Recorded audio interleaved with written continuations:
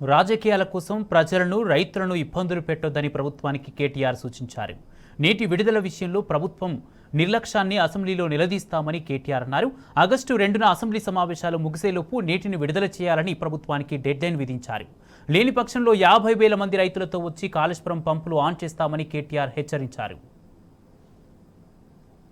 100 కంపోనెంట్లుండే కాళేశ్వరం ప్రాజెక్టులో 100 వివిధ భాగాలుండే కాళేశ్వరం ప్రాజెక్టులో మీరు ఒక చిన్న సంఘటనను పట్టుకొని మేడిగడ్డలో జరిగితే దాన్ని భూతద్దంలో చూపెట్టి మొత్తం ప్రాజెక్టును బదనాం చేసి రాజకీయంగా మీరు ప్రయోజనం పొందే ప్రయత్నం ఏదైతే చేస్తున్నారో ఎన్నికలు అయిపోయినాయి.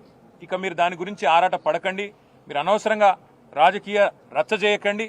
దయచేసి రైతుల కోసం అందరం కలిసికట్టుగా ఆలోచన చేద్దామని చెప్పి డిసెంబర్లో కూడా చెప్పినాం.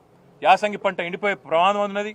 మీరు వెంటనే పంప్ హౌస్ ఆన్ చేయండి. కన్నెపల్లి కాడ లక్ష్మీ పంప్ హౌస్ను నడిపి నీళ్ళిచ్చి ఎండుతున్న పంటలు కాపాడండి అని చెప్పి డిసెంబర్ జనవరిలో కూడా చెప్పినాం మేము. కానీ ఆ రోజు మా మాట వినలేదు, పెడచెవిన పెట్టినారు. 3 బ్యారేజీలతో పాటు ఇవాళ 10 లక్షల క్యూసెక్కులు ఏదైతే కిందికి నీళ్లు పోతున్నాయో వృధాగా, దాన్ని కూడా మా కల్లారా చూసినాం. ఉధృతంగా ఆ పుష్కర ఘాట్లో ఉధృతంగా పారుతున్న నదిని చూసి మురిసిపోయినాం. కానీ పైన చూస్తేనేమో ఎల్ఎండి, ఎంఎండి, ఆ పైన ఉండే మల్లన్న సాగరు, కొండపోచమ్మ సాగరు, రంగనాయక సాగరు, అన్నపూర్ణ ఇవాళ గొంతెండి నోరు వెళ్ళబెట్టి ఆ రిజర్వాయర్లు ఎడారిలాగా ఉంటే అది చూసి బాధపడతా ఉన్నాం.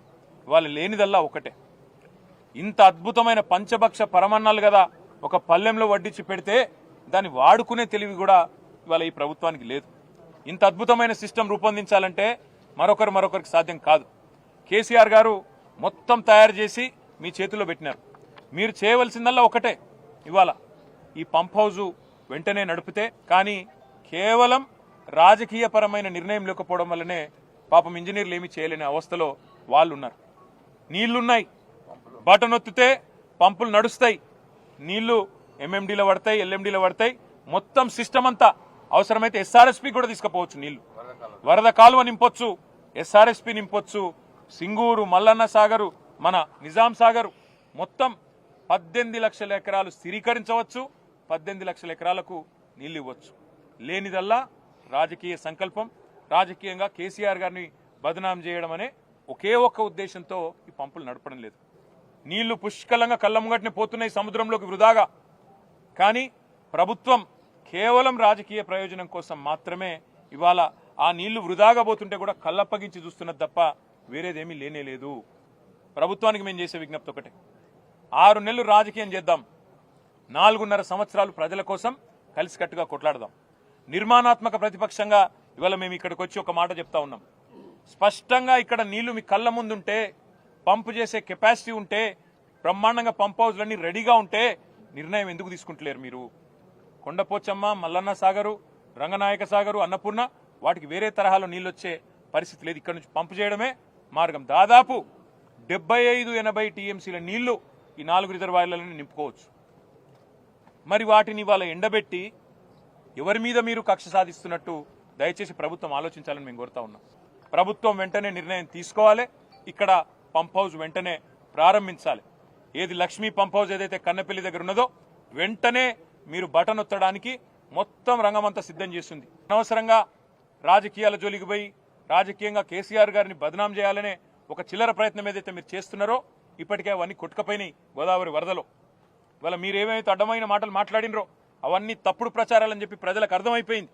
అందుకే మేము అనేది, మీరు చేస్తారా పంప్ హౌజు చాలు చేస్తారా చెయ్యరా తేల్చి చెప్పండి. మీకు అసెంబ్లీ సమావేశాలు ముగిసేదాకా ఈ ప్రభుత్వానికి మేము గడువు ఇస్తున్నాం. అంటే ఆగస్టు 2కు అసెంబ్లీ సమావేశాలు ముగుస్తా ఉన్నాయి.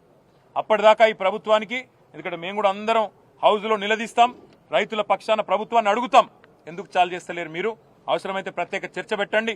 లక్షలాది ఎకరాలకు సంబంధించిన ఎకరాలకు ఆయకట్టు నీళ్ళిచ్చే ప్రాజెక్ట్ ఇది.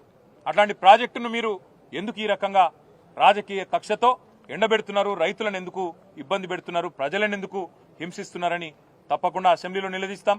ఆగస్టు 2 దాకా వేచి చూస్తాం. మీరు గనక ఆగస్టు 2 లోపల నిర్ణయం తీసుకొని పంపులు ఆన్ చేయకపోతే, నీళ్లు ఎత్తిపోయడం ప్రారంభించకపోతే 50,000 మంది రైతులతో మేము మా కేసీఆర్ గారి నాయకత్వంలో, మా పార్టీ నాయకత్వంలో మేమే వస్తాం, పంపులు మేమే ఆన్ చేస్తాం, రైతులకు ఎట్లా నీళ్ళు ఇయ్యాలో చూపెడతామని చెప్పి కూడా మా పార్టీ తరఫున చెప్తా ఉన్నాం. ఉత్తమ్ కుమార్ రెడ్డి గారికి, ప్రభుత్వానికి, రేవంత్ రెడ్డి గారికి కూడా మేము విజ్ఞప్తి చేస్తా ఉన్నాం. బేసిజానికి పోకండి.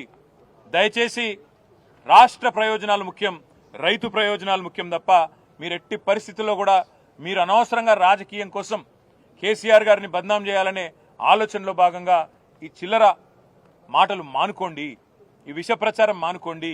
4.5 ఏళ్ల పాటు మనం ప్రజల కోసం కష్టపడదాం. మీరు అధికారంలో ఉన్నారు, ప్రజలు మీకు అవకాశం ఇచ్చినారు, అది మీ అదృష్టం. పదవిని వినియోగించండి, అధికారాన్ని సక్రమంగా వినియోగించండి, సద్వినియోగం చేయండి, రైతులకు నీళ్ళు ఇవ్వండి, గొంతెండుతున్న పల్లెలకు నీళ్ళు ఇవ్వండి, అదేవిధంగా పరిశ్రమలకు సరిపడా నీళ్ళు ఇవ్వండి.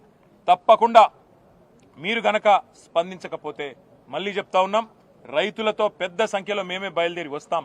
మా పార్టీ తరఫున వచ్చి తప్పకుండా మరి పంపులు మేమే ఆన్ చేస్తాం.